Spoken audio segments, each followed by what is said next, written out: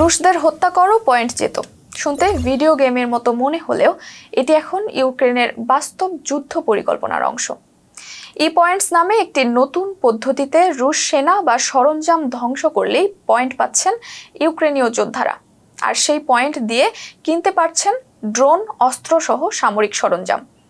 2023 সালে পরীক্ষামূলকভাবে চালু হওয়া এই প্রকল্প এখন পুরো দমে বাস্তবায়িত হচ্ছে যুদ্ধক্ষেত্রে। রকেট সিস্টেম ধ্বংসে 50, ট্যাঙ্ক ধ্বংসে 40, একজন রুশ সেনাকে বন্দী করলে মিলছে 10 গুণ বেশি পয়েন্ট। এভাবেই যুদ্ধকে চালানো হচ্ছে গেমের কৌশলে। ইউক্রেনের ডিজিটাল রূপান্তর মন্ত্রী মিখাইলো ফেদোরভ এই প্রকল্পের মূল কারিগর। তিনি বলেন, এটা কেবল কৌশল নয়, অনুপ্রেরণাও। পয়েন্ট বাড়লে সেনাদের আগ্রহও বাড়ে।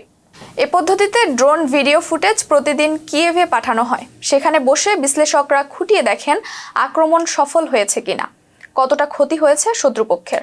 ইউক্রেনের সেনারা বলছেন, এখন যুদ্ধক্ষেত্রে রুশ সেনার 70% হতাহতই হচ্ছে ড্রোন হামলায়। ব্রেভ এক মার্কেট নামের একটি ডিজিটাল প্ল্যাটফর্মে পাওয়া যাচ্ছে 1600 সামরিক পণ্যের তালিকা।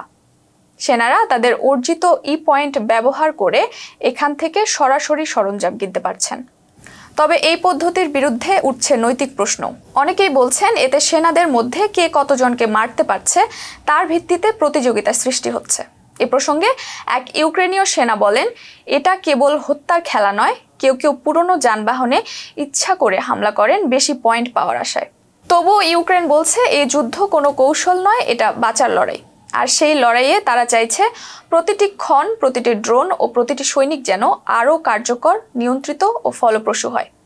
ছিলাম নুসরাত জাহান জেরিন। ফেস দ্য পিপলের সাথে থাকার জন্য ধন্যবাদ।